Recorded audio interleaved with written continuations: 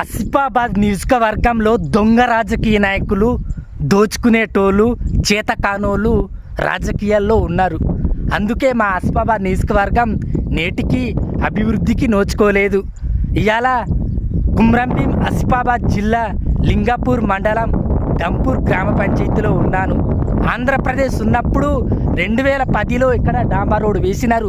తెలంగాణ వచ్చినాక కనీసం మళ్ళీ ఇక్కడ డాంబర్ రోడ్ వేయాలంటే వేస్తలేరు. ఇప్పుడు ఏమంటున్నారు తెలుసా? ఫారెస్ట్ క్లియరెన్స్ లేదంటున్నారు.